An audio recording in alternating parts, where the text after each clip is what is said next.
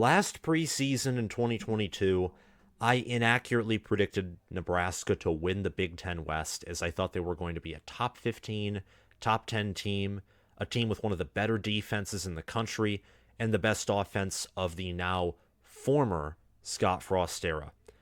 My prediction could not have gone any more wrong, as in the first 3 games, you already knew that it was not going to survive.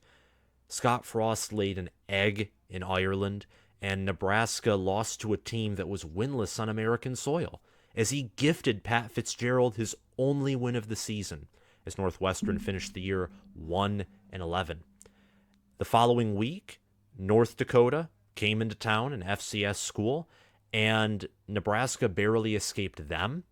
And then, to close all the insanity out, Scott Frost loses to the GOAT of game managers in Clay Helton at home in Memorial Stadium. And I think for the first time in Nebraska history, they lost a game while scoring 40 points or more.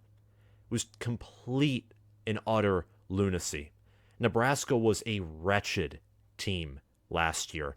And the fact that they beat Iowa when, despite me thinking they would win the West, I predicted them to lose the final game of the regular season at Iowa. The fact that they won that game in the fashion they did was even more confusing and to a certain degree even more disgusting, even though I was cheering for Nebraska the entire game to pull off what I thought was a very unlikely upset. But they pulled it off thanks to Trey Palmer, Marcus Washington, Casey Thompson, and Ramir Johnson. Not thanks to the offensive line or even to the defense, who allowed Caleb Johnson to run all over them like a hot knife through butter. But after that win, Nebraska hired Matt Rhule, and I thought that that was a great hire. I think that Matt Rhule is going to build up this program back to around, more likely at a minimum, what Bo Pelini had Nebraska at, where they're constantly in contention for placing themselves in the upper quartile of the conference, never really being elite, but being up there, being a competent team, a team that wins 9-10 games every year, more likely than not. I think that's at a minimum what Matt Rhule can do, but seeing that he's won 11 games at Baylor, and now he has a lot more talent, he has the transfer portal, name, image, and likeness, and a program like Nebraska with rich history, I think he could bring them to greater heights. But it's going to take time, and Nebraska didn't pull a Colorado or even a USC. They're not bringing in extremely highly touted or recruited prospects through the portal or through their most recent high school class. It's going to take longer than a year to rebuild, which is why I'm not predicting them to win the West again. I think they're going to go 7-5, 4-5 in the Big Ten. They'll go to their first bowl game since 2016, and I think there will be this really good feeling surrounding the program, and from there, they'll improve and improve and improve, likely every year for quite some time until the rebuild is complete and Nebraska's identity, for the most part, is set in stone. Though it's proven with other coaches that identity is not always set in stone. Coaches evolve and they change. When the rebuild is finished, you have a pretty good idea normally of what you're getting. And I think we don't know that yet for Matt Rhule, but I can say that what Nebraska is going to be getting from him is much better than anything they've experienced in the past decade. So today's video is about what would need to happen for Nebraska to win the Big Ten West, and what advantages do they have, and what do I think of them, where do I have them ranked, how tough is their schedule, like what is their path to winning the West. This is not me predicting. I want to put that out there. I'm not predicting that they're going to win the West. I think Wisconsin will win the West, and then from there, if I couldn't choose Wisconsin, it would be Iowa. If I couldn't choose Iowa or Wisconsin, it would be Minnesota. Nebraska's my middle-of-the-road, fourth place Big Ten West school, and they're closer to fifth place Illinois in terms of talent and overall play, in my opinion, than they are to third place Minnesota. I think there's a pretty sizable gap between Minnesota, Iowa, and Wisconsin, that tier, and Nebraska, Illinois, and then Purdue, Northwestern. They're pretty down there, I think. Purdue got gutted by the portal, and whether it was Jeff Brom, USC, or other schools where great Purdue players left, and Northwestern is just a dumpster fire, as showcased by their 2022 season. So what does Nebraska have to do to win the Big Ten West? Because I think their best case scenario involves them winning the Big Ten West. First of all, they have top 30, top 25 talent with the way that they've recruited over the past 4 seasons. They've used the transfer portal effectively. There are a lot of reasons to like this team. But here are 4 things that I need to see. And by need to see, I mean I need to see them improve. I need to see the good side of these things. Here are 4 of them. Number 1 is the offensive line. If Nebraska wants to win the West this season, their offensive line cannot be trash. It can't be. In fact, I know that they have good skill players, so it could probably be above average or maybe even average, and they could get away with it.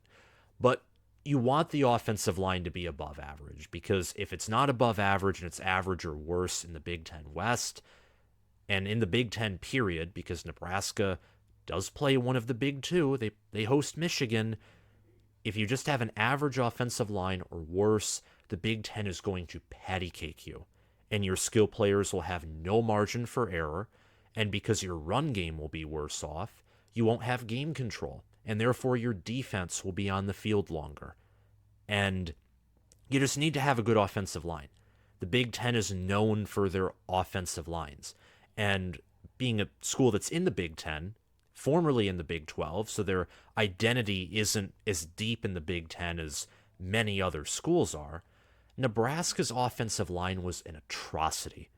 They were 113th in the country in sack rate, 104th in standard down sack rate, and 111th in pass down sack rate. Pass down sack rate are downs where it's pretty obvious that you have to pass the ball.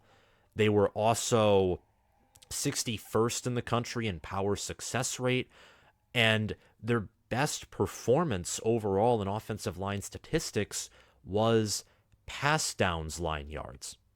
When they had to pass the ball, not because of protection, but because of the skill players. The skill players made the offensive line look good on pass downs because of a guy who rhymes with Arnold Palmer, Trey Palmer, and his quarterback Casey Thompson, and also Marcus Washington and Travis Vokalek. Nebraska last year had a great set of skill players. Their wide receivers, I thought, were really good. In fact, I did not predict Nebraska's wide receivers to be the strength of their offense in 2022. I mainly thought it was going to be an improved offensive line, a great tight end room, most importantly, a great running back room and good quarterback room. I thought that wide receiver, while deep, wasn't going to be the strongest suit by a mile on the offense, and it was. Trey Palmer was a 1,000-yard receiver, and he got drafted by the Tampa Bay Buccaneers in the 6th round. You can't rely that much on your skill players. The offensive line has to improve. And Nebraska has a new center in Ben Scott, Turner Corcoran, Nuruddin Newell, Teddy Prohaska, Bryce Benhart. These are all players who've started on the offensive line before. They're familiar with each other. There might be some chemistry there, if any, but they have a new starting center, a new leader in Ben Scott, and hopefully he can lead this offensive line to greater success. Number 2, which is very much tied with the offensive line, is the running back room and the run game. Anthony Grant was great. He nearly had 1,000 rushing yards. But against good defenses, a lot of this due to his offensive line, but also due to the fact that while he's good, he doesn't have the X factor that maybe I thought he did entering 2022. But maybe this year he could prove me wrong, and a better offensive line would certainly help his case.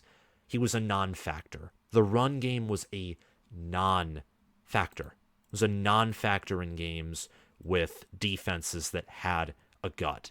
Take, for example, the Iowa game, or the Wisconsin game, or the Michigan game. I mean, all of these defenses, I'm pretty sure, were top 20 in scoring.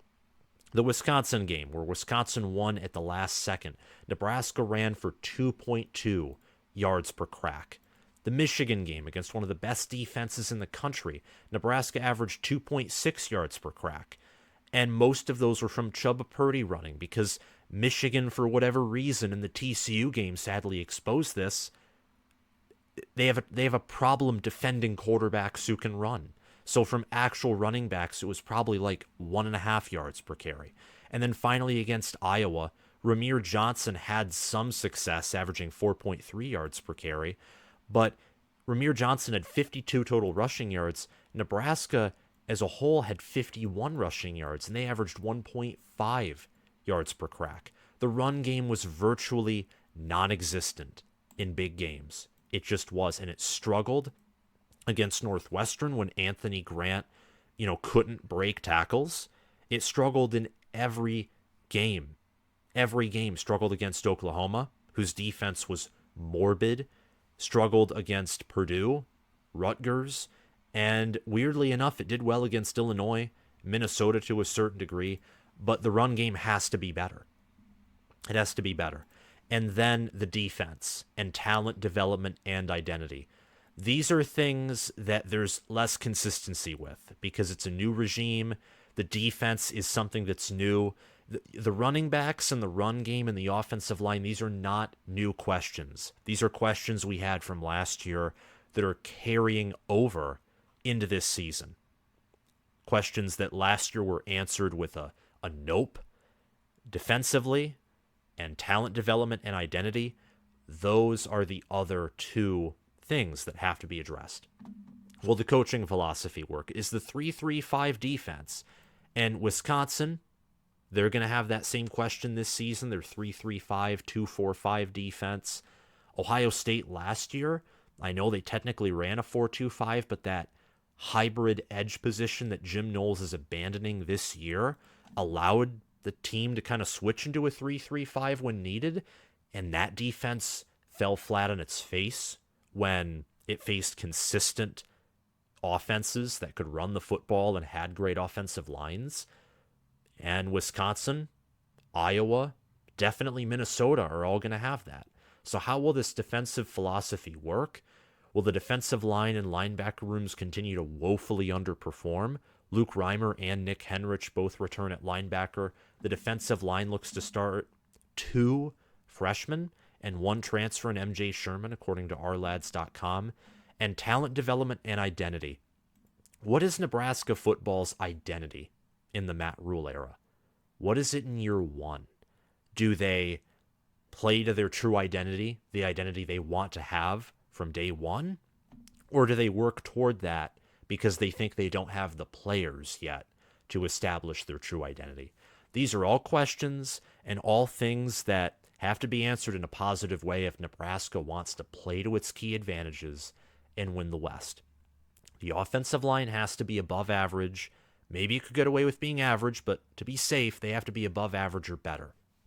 Defensively, that 3-3-5 defense has to be legit, and you gotta have the linebacker play has to improve. The defensive line play has to improve, because if it doesn't, if the front 6 in this 3-3-5 are bad, the 3-3-5 is already going to put you at a disadvantage in defending against these teams with massive offensive lines. It is. It just is. The 3-3-5 is meant to defend against the spread, the air raid, not a ground and pound pro-style offense like the ones that Iowa wants to run. Wisconsin, I know they're transforming into an air raid, but they'll still run the football, and they have a good offensive line. And the running back room, the run game, that has to be solid. And talent development, that has to be A+ if Nebraska wants to win in year 1.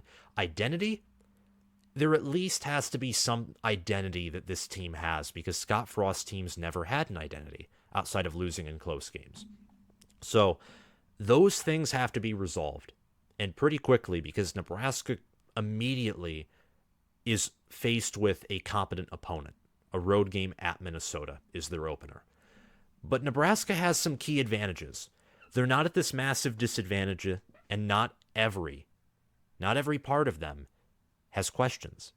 Quarterback, I think, is an area where, while of course there are some questions because Jeff Sims wasn't a Heisman-level quarterback, wasn't even a great quarterback last season.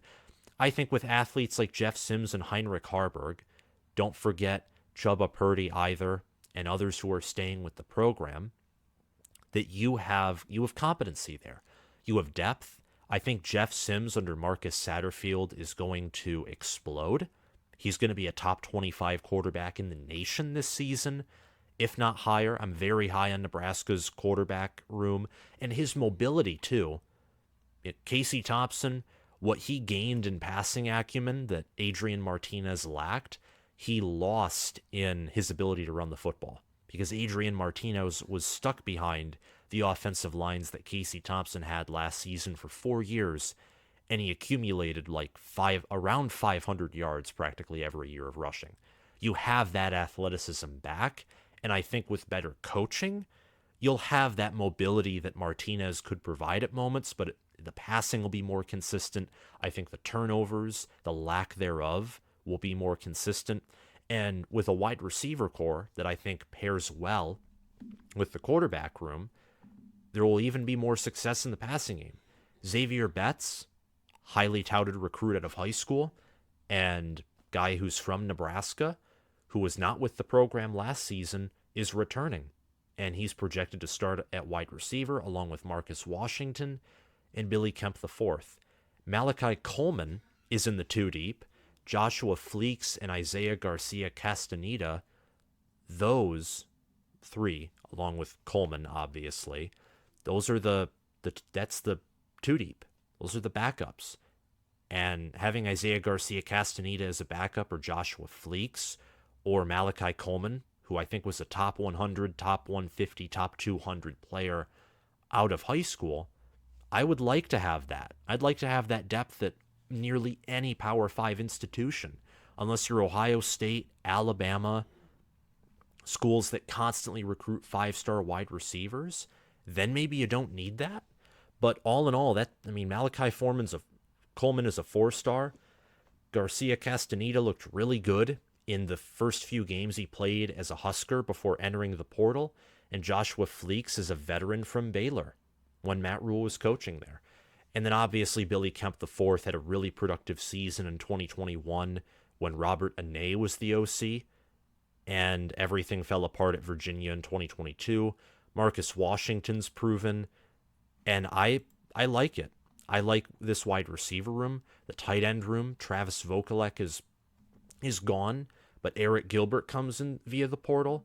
I want to mention that Marcus Washington was second on the team last year in receiving yards with 471. He averaged 15.2 yards per reception with only a long of 33, and he did have one receiving touchdown. And Isaiah Garcia Castaneda, with only 5 receptions, had 120 receiving yards and 1 receiving touchdown, averaging 24 yards per reception. His biggest game, obviously, was versus Northwestern, where he caught Nebraska's first touchdown of the entire season. This wide receiver core will be explosive. And finally, the Huskers have an underrated secondary with plenty of potential at the corner position and also experience at safety. Both Marquise Buford, Miles Farmer, Omar Brown, Corey Collier, all of those players, those are the two deep at safety, at strong safety and free safety. All of those players are redshirt sophomores or higher. They have been playing football for 3 years. And Farmer, Buford Jr., and Brown are juniors or higher in terms of experience. So the more experience, the better. Buford, Farmer, Brown, these are good players. And then at corner, you have guys with less experience overall, I would say. But Quentin Newsome, Malcolm Hartzog, Isaac Gifford, Javier Morton, Tommy Hill, who briefly switched to wide receiver but now looks to be back playing corner as a backup. These are guys that have very high ceilings. They also have pretty low floors, but they do have high ceilings. Malcolm Hartzog led the team in interceptions last season with 3. He had 2 passes defended, 12 solo tackles, 22 total tackles. So a lot of production returns at secondary, And I think that the defensive backfield will be the best position on Nebraska's defensive side of the ball. Special teams, too, just want to shout out them. Brian Buschini, the punter, and Timmy Bleekrode, the kicker, both return. So 2 starters at special teams return, and kick returner looks to be Tommy Hill and Anthony Grant. So special teams, I think, is set, along with the secondary and the skill positions for the Nebraska Cornhuskers. There is some other information that I want to discuss with you guys in terms of the roster, returning production, starters, and where I and ESPN have this team. The Huskers return 8 starters on both the offense and the defensive side of the ball for a total of 16 returning starters out of the 22 from last season. That, plus transfer portal additions, a lot of which were upgrades, and being number 4 in returning production in the Big Ten, is a total bonus. And a total help to a team that hasn't had an identity and that has not been tough and that has not been able to produce winning football for the past half decade. Quarterback, wide receiver, special teams are the obvious strengths of the team. Running back, defensive back, tight end, and the staff, I would say, have extremely high upside. The defensive line, I would say, is this middle of the road, sort of in limbo area, because there will be youth that plays there, but you also have a veteran in Ty Robinson who will be playing up there, and MJ Sherman, who's this hybrid between defensive line and linebacker.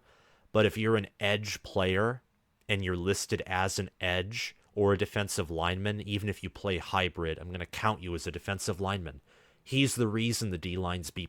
I really am a fan of MJ Sherman. Played in the rotation with Georgia, wasn't going to get a starting position or much playing time, but he has that NFL potential, that all Big Ten kind of potential. And I think he will have an impact in year 1. He could be Nebraska's best defensive player. And that would just go to show how great Georgia's defense is, that one of their backups goes to Nebraska and he's their best defensive player. I mean, what Georgia does defensively it really is outer worldly. It's like what Ohio State under Ryan Day has been able to do with quarterbacks and wide receivers. It's outer worldly. Lose Chris Olave, lose Garrett Wilson. Jackson Smith and Jigba is out with injury. Basically lose all 3 of your starting wide receivers from 2021 for 2022. And Ohio State, their production slides off a teensy bit. And Marvin Harrison Jr. nearly wins the Biletnikoff after basically not being known at all until the Rose Bowl game in 2021. And also Emeka Igbuka gets over 1,000 receiving yards. With Georgia's defense, you lose Trayvon Walker, and in comes Jalen Carter. Just plug and play. Keely Ringo, kind of a liability. But overall, the secondary is great, and Keely Ringo gets drafted because he's just physically big. And if he can be developed properly, he'll be one of the better secondary players in the NFL. And Malachi Starks, a true freshman, started in that secondary last season and was phenomenal. So Nebraska is getting players, and some may say this is insulting to Nebraska, but it's really a good thing. They're picking up leftovers from some of the nation's better programs. And that's a good thing, because this is a rebuild. This is not you've inherited something good and you're misusing it, you're not recruiting right, and to compensate for that, you're having to use the portal. In retrospect, this is not Nebraska's 2022 recruiting class, where high school recruiting for Scott Frost after 2021 was just a blunder, and they had to make up for it, also because he was on the hot seat through the transfer portal. That's not what this is. This is rebuilding. Nebraska also got an offensive lineman in Jacob Hood from Nebraska. Jacob Hood is a big physical tackle. And the fact that Georgia offered him a scholarship and what they've done in the offensive line too is phenomenal. So getting leftovers and getting proven players and getting a starting quarterback who some called the ACC's most athletic quarterback in Jeff Sims. Huge plus. Massive plus. I'm giving props there. I'm going to give props there to Nebraska for doing that. And then at tight end, Eric Gilbert, also from Georgia, but also recruited at LSU. We'll see if he even touches the field. I'm inclined to say he won't. But if he does, and if he can get his act together, he will be an impact player. No doubt about that. So the roster for Nebraska is something that it's going to be a project in year one, but I'm more confident than I am not that they will have an identity in place. There will be good playmakers, and this will result in winning football. Nebraska will reach, with its schedule, their first bowl game since 2016. And I don't think they're going 6-6 or 5-7 and getting in because of a high APR. They're going 7-5. I think that they'll most likely lose to Michigan, Minnesota, Michigan State, Wisconsin, Iowa, Maryland, Illinois. Those are games that could be questionable. Those could be 50-50 games. Same with maybe a road game at Michigan State, or even hosting a team like Iowa, where Nebraska beat them last year. They might have a matchup advantage over a more outdated offense like the one Iowa has.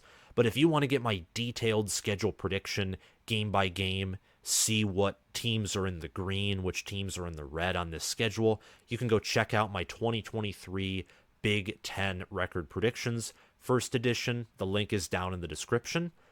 I am going to do a second edition of this in probably the next month and a half to 2 months, where it will include bowl projections, which I'll also project who's going to win or lose the bowl games, conference championship predictions, college football playoff predictions for the teams in the Big Ten who I think will make the playoff, and score predictions, along with other predictions about specific players. It's going to be a lot more information and a lot of fun, so hit the notification bell and subscribe if you're interested in seeing that video in the future. Nebraska's schedule is not viewed as tough by ESPN. ESPN is significantly lower on basically the entirety of the Big Ten compared to me and compared to many other people, with the exception of Ohio State, and they're not really higher on Ohio State than I am. They just view Ohio State in the same way I do, and everyone else in the Big Ten they view lower. But that's because recruiting, which is understandable. Recruiting is the lifeblood of college football as long as you can develop it. So it's understandable, but I think ESPN this year is being disrespectful to the Big Ten. They only have Nebraska's schedule as the 61st toughest in the country, projected. The strengths of this team are going to be their speed, explosiveness, discipline. They will be aggressive, both offensively and defensively. Their weakness, though, is they're going to be smaller than a lot of their Big Ten opponents. They're going to be smaller than Wisconsin, Iowa, and Michigan for sure. And don't forget Minnesota either. Those four teams, Nebraska will definitely be smaller. There will be a physical difference that is noticeable from your TV screen for those teams. And then for Illinois, for Maryland, for Michigan State, those are teams that might have a size advantage, might have a physicality advantage. I know for Illinois, I think that they're definitely going to have a size advantage, but I don't know. I think they might lack speed compared to a team like Nebraska. And then Michigan State and Maryland might have better athletes. I know Maryland definitely will have better speed, but I don't know if they'll be as big. And that's an interesting thing regarding Nebraska, because Scott Frost could recruit athletes. He had fast players. But the problem with running the no-huddle spread option, an offense that basically relies on speed and schematics, is when it meets up against a big physical team that also has speed, it's crushed. Go watch the 2014 Oregon-Ohio State national title game, where Ohio State, with much more NFL players, but probably a less impressive offensive scheme, just totally decked Oregon in that game, winning 42-20. I have Nebraska in my potential power index 28th. I don't have Nebraska in my top 25. And if I were to rank all Power 5 teams without power rankings, I'd probably have them lower than my power ranking system does, which has Nebraska 28th. ESPN's FPI has them at 52nd. So I'm significantly higher on Nebraska by about 24 places, according to my power index, as according to ESPN's FPI. We'll see how that works, though. I think that the ceiling of this team is 10-4, reaching the Big Ten championship game, losing a few regular season games, obviously losing in Indy. I don't think this team will be able to beat Penn State, Michigan, or Ohio State in Indy. Their floor is going 5-7, nearly reaching bowl eligibility, but just missing out. So the way Nebraska can win the Big Ten West in year one is having a great offensive line, a great run game, having an identity, and a defense that is well developed enough to be stout, and all of those things. That's what it will require, and we'll see if Matt Rhule can do that.